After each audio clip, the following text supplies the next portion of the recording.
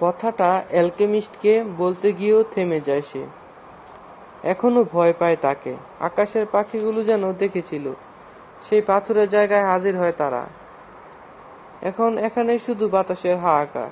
মুহূর্তে প্রাণ চিনতে শিখিনি এখনো। জানি আছে কোথাও না কোথাও, কোথায় তা জানি না। জীবন আকর্ষণ করে জীবনকে, বুঝতে পারে সান্তিয়াগো। আলগা করে দেয় ঘোড়ার লাগাম। টগবগিয়ে ঘোড়ার থামে পাথরের উপর। প্রায় আধ ঘন্টার জন্য ছুটে চলে ঘোড়া। সেই সাথে পাশে পাশে ছুটে চলে অ্যালকেমিস্ট। দূরের মরুদ্যান এখন আর দেখা যায় না। দেখা যায় শুধু বিচিত্র রঙের মলিন মরুভূমি আর আকাশের চাঁদ। তারপর একবারে কারণ ছাড়াই ধীর হতে শুরু করে ঘোড়ার গতি। জীবন আছে এখানে, অ্যালকেমিস্টকে বলে ছেলেটা।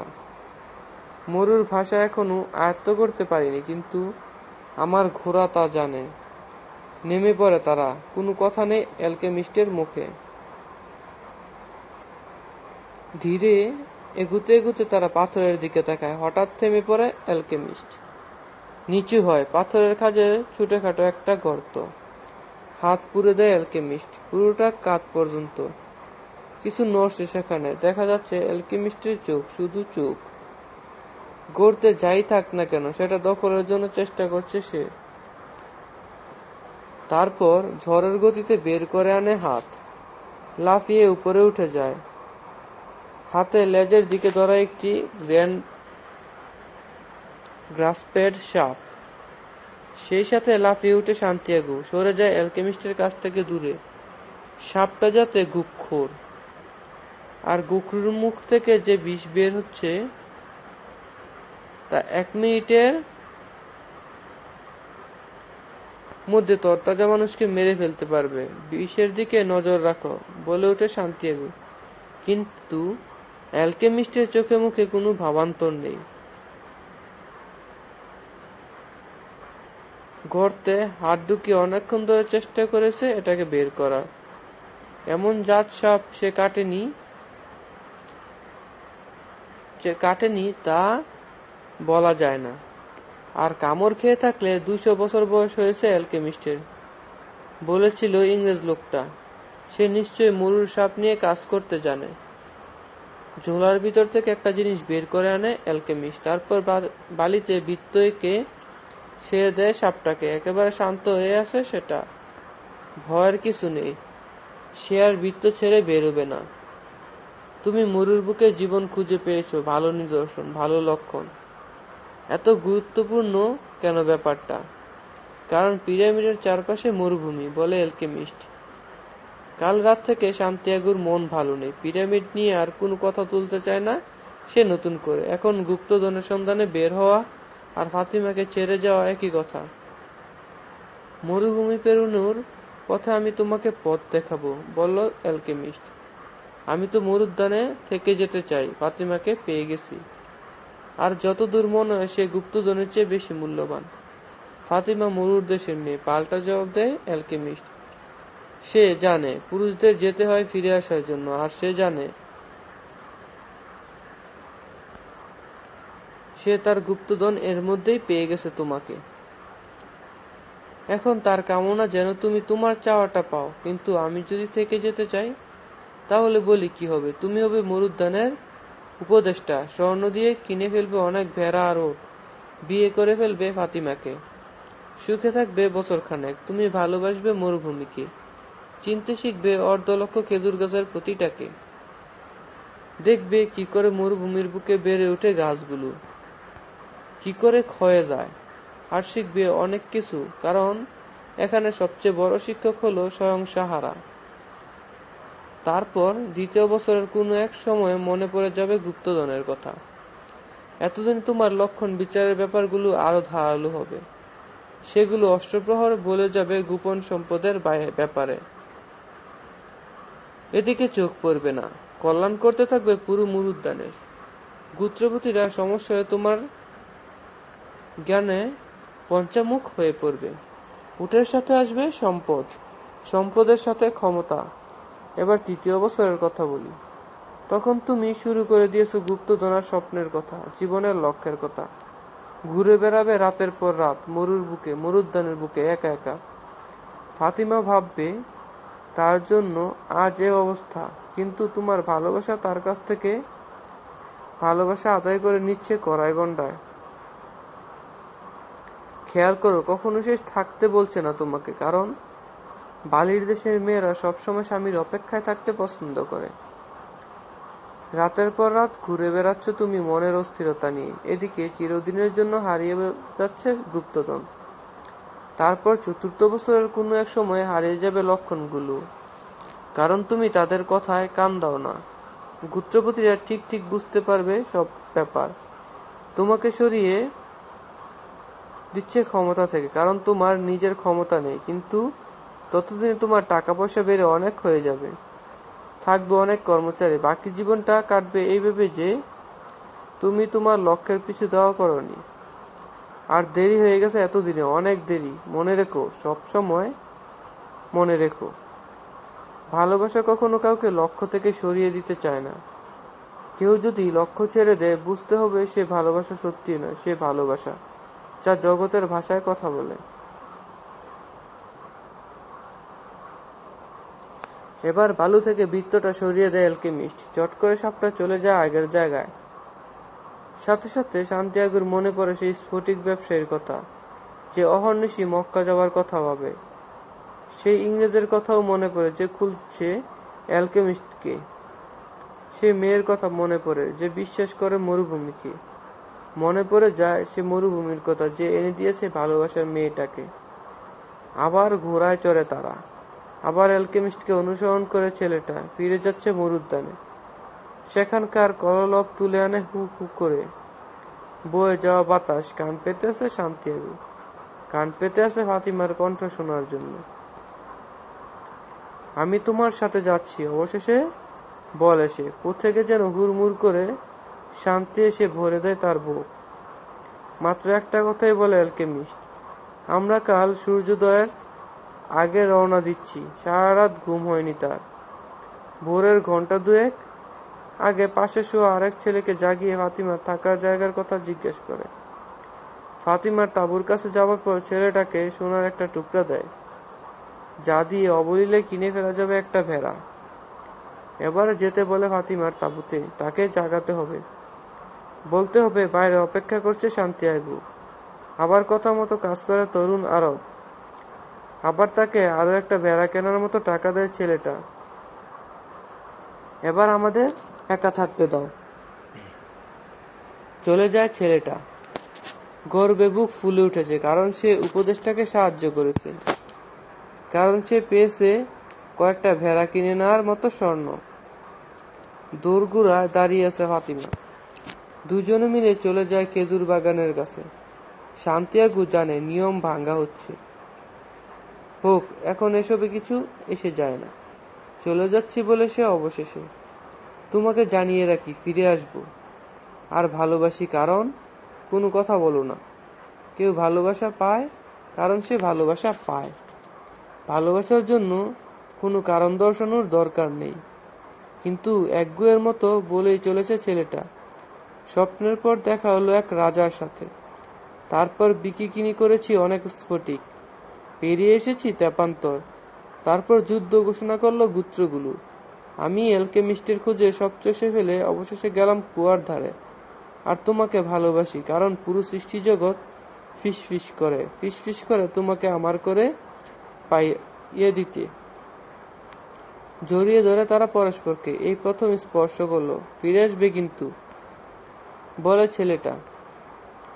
এর আগে আমি শূন্য অনুভূতি নিয়ে তাকিয়ে থাকতাম মরুর দিকে, বলে ফাতিমা। এখন সেখানে থাকবে আশা। বাবাও চলে গিয়েছিল একদিন, তারপর ফিরে এসেছিল মায়ের কাছে। তারপর যতবার গেছে ততবারই ফিরে এসেছে। আর কোনো কথা নেই, দুজনের ঘুরে বেড়ার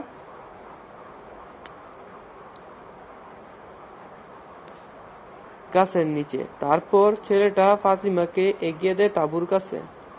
ফিরে আসবো আমি, ফিরে আসবো। তোমার বাবা যেন তোমার মায়ের কাছে ফিরে এসেছিল সেভাবে, বলে সান্তিয়াগো। তারপর চাঁদের ম্লান আলো সে দেখে ফাতিমার চোখে অশ্রু। তুমি কাঁদছ? আমি মরুর দেশের মেয়ে, চোখ মুছতে মুছতে বলে সে। এবং আমি একটি মেয়ে। পরদিন পানি আনতে গিয়েছিল ফাতিমা। সেখানে কেউ অপেক্ষা করছে না। এখানে আছে 50,000 গাছ, আছে 300 কুয়া, আছে হজযাত্রীদের আনাগোনা, ব্যবসার ব্যস্ততা, যুদ্ধের ডামাডোল, সব আছে, তবু শূন্য মনে হচ্ছে এই মরুদ্যানটাকে। এখন থেকে মরুভূমির দিকে তাকানোর পালা আকাশের দিকে। কোন তারাটা অনুসরণ করবে সান্তিয়াগো? সে অপেক্ষা করছে। এক নারী অপেক্ষা করছে তার সাহসী পুরুষের জন্য। পিছনে ফেলে আসা কোনো ব্যাপার নিয়ে মাথা ঘামিও না। ঘোড়ার পিঠে চড়া শুরু করার সময় বলে উঠেছিল অ্যালকেমিস্ট। ভুবনের রুহে সব লেখা আছে, থাকবে সব সময়ের জন্য, কিন্তু লোকে চলে যাবার কথা বেশি ভাবে না, ভাবে ঘরে ফেরার কথা। কেউ যদি খাঁটি পদার্থে তৈরি কিছু পায়, সে কখনো ক্ষয়ে যাবে না। যে কোনো কিছু সবসময় ফিরে আসতে পারে, কিন্তু সে ফিরে আসাটা কোন বেশে তা খুব গুরুত্বপূর্ণ। লোকটা অ্যালকেমির ভাষায় কথা বললেও যা বুঝার বুঝে নেয় ছেলেটা। পিছনে ফেলে আসা ব্যাপারগুলো ভুলে যাওয়া খুব কঠিন। মরুদ্যানে অনেক কিছু ফেলে এসেছে সে, অনেককে, হয়তো এই অ্যালকেমিস্টকে কখনো ভালোবাসেনি, ভাবে ছেলেটা।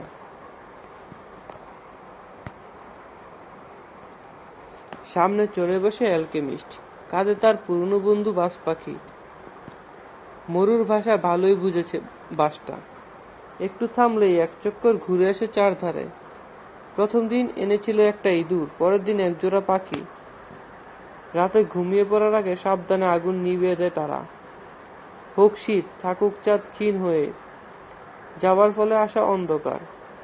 দিনের বেলায় চলে টকবগিয়ে, কথা বলে শুধু যুদ্ধ এড়িয়ে কিভাবে যাওয়া যায় সে বিষয়ে। সামনে চলার সময় বাতাসে ভর করে ভেসে আসে রক্তের মিষ্টি গন্ধ। ধারে কাছে কোথাও যুদ্ধ হয়েছিল, এসবই লক্ষণ।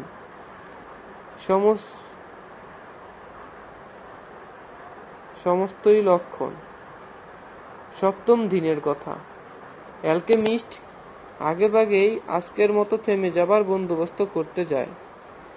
বাজ পাখি উড়ে যাবার পর নিজের বাগ থেকে ছেলেটাকে একটু পানি সাধে সে। তোমার যাত্রার শেষ প্রান্তে চলে এসেছ, অ্যালকেমিস্ট বলছে। লক্ষ্যের পিছু দেওয়া করার অভিনন্দন, কিন্তু সারা পথে আমাকে কিছুই বলনি তুমি।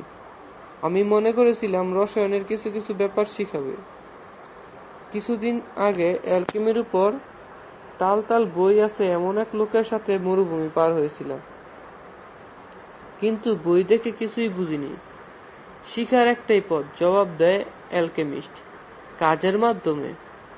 যাত্রাপথে যা জানার সব জেনে গেছো, আর একটা ব্যাপার বাকি। ছেলেটা উসখুস করছে জানার জন্য। এদিকে অ্যালকেমিস্ট তাকিয়ে আছে দূর দিগন্তে বাজ পাখির খোঁজে। তোমাকে অ্যালকেমিস্ট বলে কেন লোকে? কারণ আমি তাই। তাহলে আর সব অ্যালকেমিস্টের কেন সোনা বানাতে পারে না?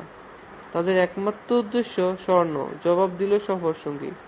তারা তাদের লক্ষ্যের গুপ্তধন খুঁজে যাচ্ছে, লক্ষ্য নিয়ে বাঁচার চেষ্টা করছে না।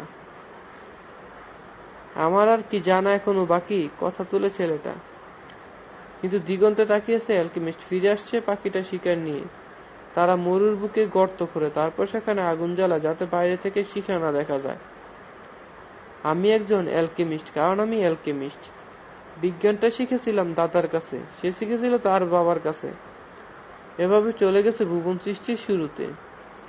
তখনকার দিনে মাস্টার ওয়ার্কের কথা লেখা যেত শুধু এমরাল্ডের বুকে, কিন্তু মানুষ সরল ব্যাপারগুলোকে বাদ দিয়ে লেখা শুরু করে বিস্তারিত। শুরু করলো অনুবাদ, দর্শন। তারা মনে করতে শুরু করলো অন্যদের থেকে ভালো জানে। এদিকে সেই আসর এমরাল্ড কিন্তু নষ্ট হয়নি। এমরাল্ডে কি লেখা ছিল? সাথে সাথে বালিতে আঁকা শুরু করলো অ্যালকেমিস্ট। কাজটা ফুরিয়ে যায় 5 মিনিটের মধ্যে। এই অঙ্কন দেখে ছেলেটার মনে পড়ে সেই নগর চত্বরের কথা, মনে পড়ে রাজার কথা, যেন কত যুগ আগের ঘটনা। এটুকুই লেখা ছিল এমরাল্ডে। সাথে সাথে লেখাটা পড়ার চেষ্টা করে সান্তিয়াগো। এটা তো কোড, ও খুশি হয় সে। এমন একটা লেখা ছিল ইংরেজ লোকের বইয়ে? না, জবাব দেয় অ্যালকেমিস্ট। এ হলো ওই শিকারী পাখি দুটোর উড়ে যাবার মতো। শুধু কারণ দিয়ে বোঝানো যাবে না। সেই এমরাল্ডের টুকরা আসলে ভুবনের আত্মার প্রতি সোজা এক পথ। জ্ঞানী লোকটা বুঝতে পেরেছিল সে আসলে এই প্রাকৃতিক পৃথিবী স্বর্গের প্রতিচ্ছবি ছাড়া আর কিছুই নয়। এই ভুবনের অস্তিত্বের মানে এমন কোনো ভুবন আছে যা একেবারে নিখুঁত। ঈশ্বর বৃষ্টি সৃষ্টি করেছেন এজন্য যে এ দৃশ্যমান জিনিসের ভিতর দিয়ে মানুষ আসলে তার আত্মিক শিক্ষা আর অসাধারণ সৃষ্টির ব্যাপারটা বুঝতে পারবে। আমি আসলে ঠিক সেই ব্যাপারটাই বুঝাতে চাচ্ছি। আমার কি এমরাল্ডের টুকরাটা বোঝা উচিত? হয়তো তুমি অ্যালকেমির ল্যাবরেটরিতে থাকলে পারা উচিত ছিল। তাহলে ঠিক এখন তুমি বুঝে যেতে এমরাল্ডের গূঢ় তত্ত্ব। কিন্তু তুমি তো সেখানে নেই, আছো মরুভূমিতে। আর মরুভূমির বুকে লুকিয়ে আছে সেটা। তোমাকে পুরো মরুভূমি ছানতে হবে না, স্রেফ একটা বালুকণা নাও, তারপর সেটাকে বিশ্লেষণ করো। সৃষ্টির বিস্ময় চিনে ফেলবে এক পলকে। আর মরুভূমির বুকে নিজেকে মানিয়ে নেবে কি করে? তোমার হৃদয়ের কথা শোনো। সে সব জানে, কারণ এসেছে ভুবনের আত্মার কাছ থেকে। একদিন ফিরে যাবে সেখানেই। নীরবে আরো দুদিন তারা এগিয়ে যায়। এখন খুব সাবধানে থাকে অ্যালকেমিস্ট, সর্বক্ষণ চোখ কান খোলা রাখে। এই এলাকায় সবচেয়ে ভয়ানক যুদ্ধগুলো হচ্ছে। এগিয়ে যাবার সাথে সাথে হৃদয়ের কথা শুনে চেষ্টা করে ছেলেটা। কাজটা মোটেও সহজ নয়। আগেকার দিনে হৃদয় সবসময় কাহিনী শোনাতে প্রস্তুত ছিল। পরে আর সে কথা খাটে না। মাঝে মাঝে হৃদয় শুধু দুঃখের কথা শোনায়। কখনো কখনো মরুভূমির সূর্যোদয়ের সময় ছেলেটাকে সাবধানে চোখের পানি লুকাতে হয়। কষ্টের সময় হৃৎপিণ্ড ধকধক করে অনেক বেশি। শান্ত সময়ে থাকে শান্ত, কিন্তু সে কখনো চুপ থাকে না।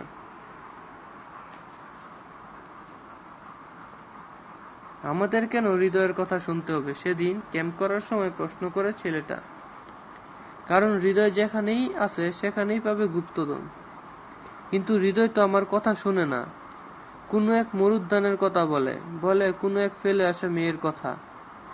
ভালো তো তোমার হৃদয় বেঁচে আছে, শোনার চেষ্টা করা অষ্টপ্রহর। পরের দিন দুজন সশস্ত্র মানুষ পাশ দিয়ে যায়। দূর প্রান্তে দেখে আর এক দল। এখন ছেলেটা হৃদয়ে ভয়ের কথা বলছে। সে বলছে ভুবনের আত্মার কাছ থেকে জানা কথা। এমন সব লোকের কথা বলছে যারা গুপ্তধনের খুঁজে বেরিয়ে আর কখনো ফিরে আসেনি, এমনকি সফলও হয়নি। অন্য সময় শোনার তুষ্টির কথা, আনন্দের কথা। আমার হৃদয় দেখি দারুণ বিশ্বাসঘাতক। অ্যালকেমিস্টকে উদ্দেশ্য করে গলা চড়ায় ছেলেটা। ঘোড়াগুলোকে একটু বিশ্রাম দিতে থামার সময়। এগিয়ে যেতে যেতে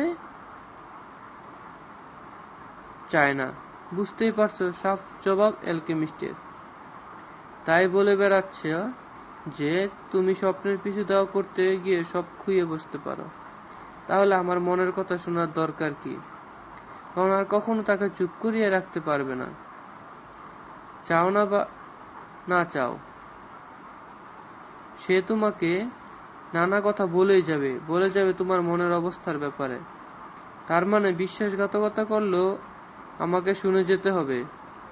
বিশ্বাসঘাতকতা হঠাৎ করে আসে। তুমি যদি হৃদয়ের কথা শোনো তাহলে বুঝতে পারবে সে কখনো তা করতে পারছে না, কারণ তুমি স্বপ্ন আর ইচ্ছার কথা জানো কি করে তা সত্যি করতে হয়। হৃদয়ের কাছ থেকে কখনো চলে যেতে পারবে না বলেই যা বলেছিলাম শুনে যাওয়া ভালো। তখন অপ্রত্যাশিত আঘাতের হাত থেকে রক্ষা পাবে। এক বিকেলে ছেলেটা হৃদয় জানিয়ে যায় সে সুখী। সাথে সাথে পিছুটান হয়ে পড়লে দুর্বল।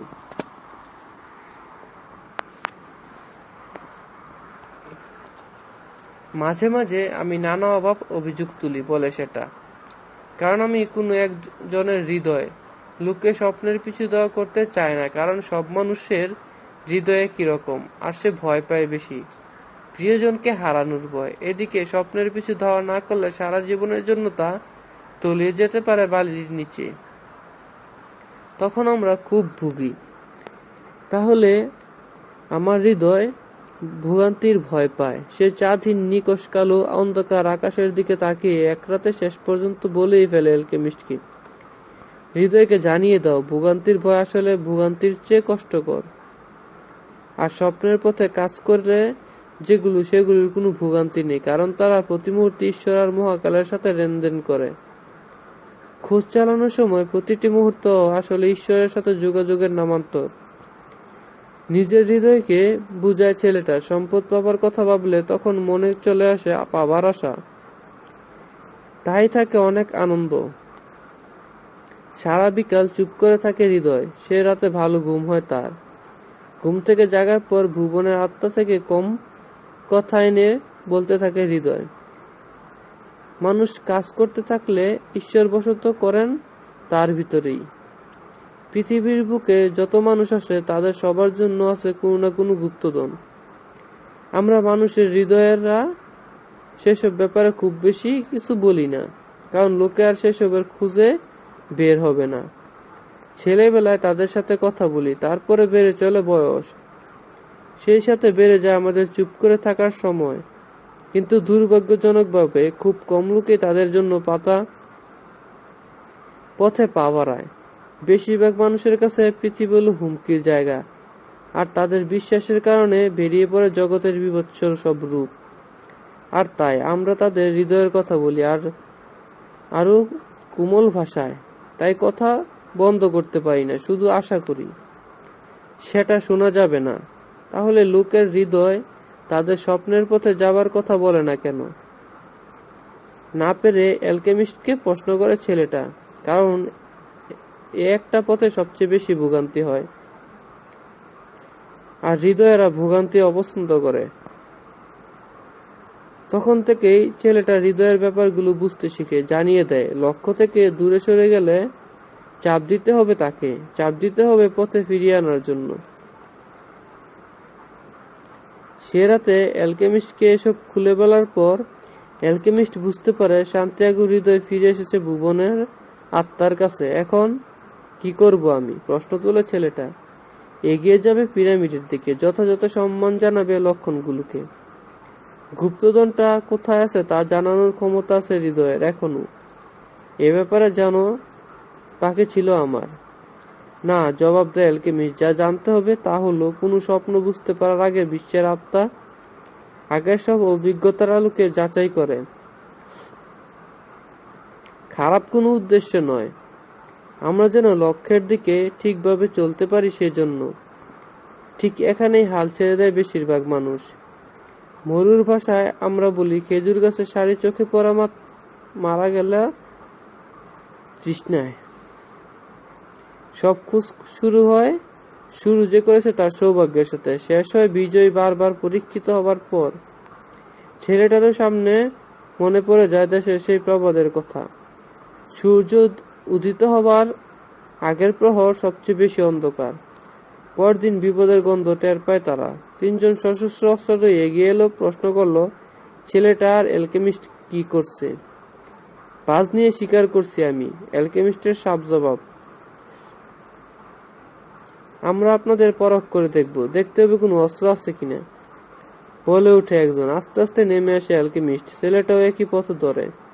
টাকা নিয়ে যাচ্ছেন কেন? ছেলেটার ব্যাগ খোঁজার পর জিজ্ঞাসা করে। পিরামিডের দিকে যেতে হতো তাই।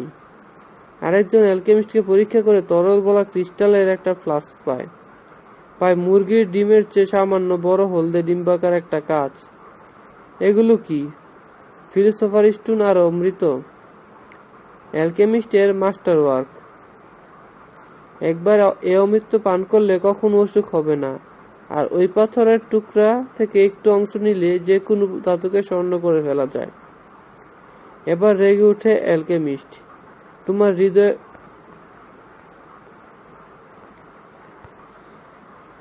এবার আরবরা তাকে নিয়ে তামাশা শুরু করে। সাথে সাথে হেসে উঠে অ্যালকেমিস্ট। জবাব শুনে ভালো লাগে তাদের, মনে হয় মজা করেছে অ্যালকেমিস্ট। দুজনকেই চলে যেতে দেয়। আপনি পাগল নাকি? যেতে যেতে কথাটা তোলে ছেলেটা। কোন দুঃখে করলেন কাজটা? তোমাকে জীবনের এক সাধারণ শিক্ষা দেওয়ার জন্য। তোমার ভিতরে অসাধারণ কোনো সম্পদ থাকলে তা লোককে বড় বেলারে খুব বেশি মানুষ বিশ্বাস করবে না। এগিয়ে যায় তারা। যত এগিয়ে যায় তত নিশ্চুপ হয়ে পড়ে ছেলেটার হৃদয়।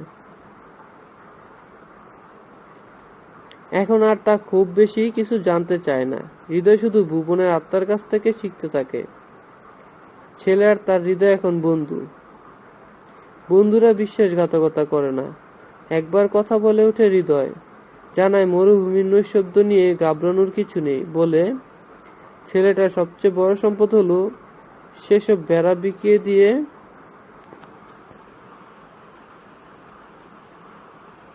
লক্ষ্যের পথ ধরতে পেরেছিল। কাজ করেছিল স্ফটিকের দোকানে। আর একটা কথা বলে, যা সে কখনো খেয়াল করেনি, বাবার কাছ থেকে নেওয়া রাইফেলটা হৃদয়ে লুকিয়ে রেখে ফেলেছিল, যাতে সে নিজের ক্ষতি না করে ফেলে। আরেকবার আরো একটা কাণ্ড করে বসেছে। ছেলেটার মনে আছে কি না জানি না, একবার মাঠের ভিতরে বমি করে অজ্ঞান হয়ে পড়েছিল। ব্যাপারটা খারাপ মনে হলো। আসলে পথে অপেক্ষা করছিল দুজন চোর। তারা ছেলেটাকে একবারে মেরে ফেলে ছিনিয়ে নিতে চেয়েছিল ভেড়ার পাল, কিন্তু অজ্ঞান হয়ে থাকার আর তার সময় মতো যাওয়া হয়নি। চোররা বসে আছে, অন্য পথ ধরেছে।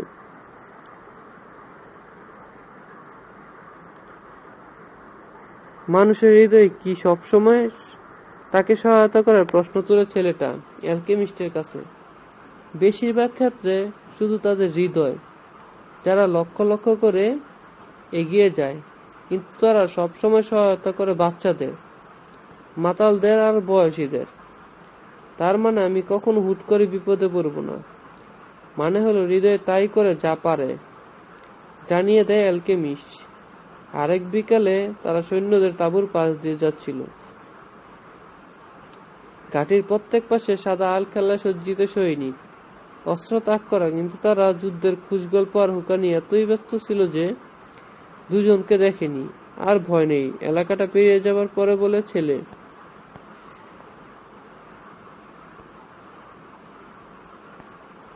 এবার রেগে উঠে অ্যালকেমিস্ট। তোমার হৃদয়ের উপর ভরসা রাখো। ভুলে যেও না যে আসলে আসো এক মরুভূমির মাঝখানে। লোকে যুদ্ধে জড়িয়ে পড়লে পৃথিবীর আত্মা যুদ্ধের চিৎকার শুনতে পায়। এক সূর্যের নিচে কেউ ঘটনার সূত্র থেকে আসা সমস্যার বাইরে নয়।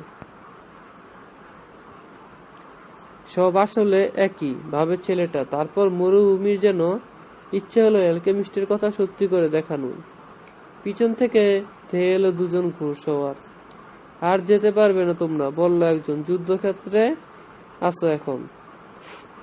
খুব বেশি দূরে যাচ্ছি না, জবাব দিল অ্যালকেমিস্ট সেই লোকটার চোখে চোখে তাকিয়ে। তারা চুপ করে থাকলো কিছুক্ষণ, তারপর জানায়, যেতে পারবে। তুমি চোখের দৃষ্টি দিয়ে ঘোড়সওয়ারদের কুপকাত করে দিয়েছো।